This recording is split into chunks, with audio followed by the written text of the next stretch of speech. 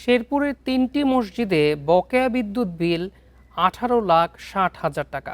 এর মধ্যে শুধু নালিতাবাড়ি মডেল মসজিদের বিল 8 লাখ টাকার বেশি। সরকারি বরাদ্দ না থাকায় বিল পরিশোধ করতে পারছে না ইসলামিক ফাউন্ডেশন। বকেয়া বিল আদায় করতে না পেরে সংকটে বিদ্যুৎ বিভাগ। সরকারি অর্থায়নে শেরপুর সদর ও নালিতাবাড়িতে এবং শ্রীবর্দীতে মডেল মসজিদ নির্মাণ করে ধর্ম মন্ত্রণালয়। আধুনিক এসব মসজিদে রয়েছে একাধিক নামাজের কক্ষ, দামি ঝাড়বাতি, শত শত লাইট, ফ্যান ও এসি। এতে মাসে 30 থেকে 40,000 টাকা করে বিদ্যুৎ বিল আসে। সব মিলিয়ে 3 মসজিদে প্রায় 18,60,000 টাকা বকেয়া পড়েছে। মসজিদের ইমাম ও মুয়াজ্জিনদের সম্মানে ইসলামিক ফাউন্ডেশন বহন করলেও বিদ্যুৎ বিল, পরিচ্ছন্নতা ও অন্যান্য খরচ দানের অর্থে মেটানোর বিধান রয়েছে।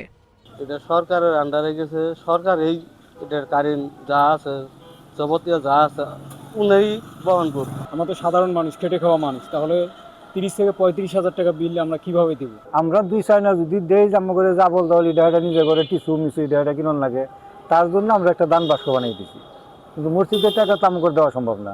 সম্প্রতি বিল পরিশোধ না করায় নালিতাবাড়ি মডেল মসজিদের সংযোগ বিচ্ছিন্ন করে বিদ্যুৎ বিভাগ। পরে প্রশাসনের অনুরোধে প্রিপেইড মিটারে সংযোগ দিয়ে লাইন চালু করা হয়।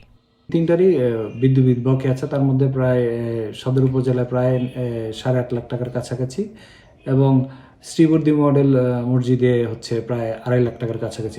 সংশ্লিষ্ট কর্তৃপক্ষকে পত্র প্রদান করতেছি, মৌখিকভাবে জানাচ্ছি যে বিদ্যুৎ বিল বকেয়া আছে, বিদ্যুৎ বিল পরিশোধ করতে হবে।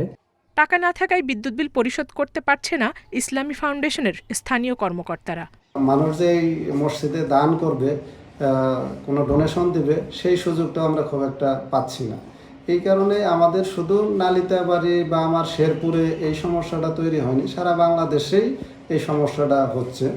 বিদ্যুৎ উন্নয়ন বোর্ড বলছে দেশের 3 শতাধিক মডেল মসজিদে প্রায় 14 কোটি টাকার বিদ্যুৎ বিল বকেয়া রয়েছে। Independent news.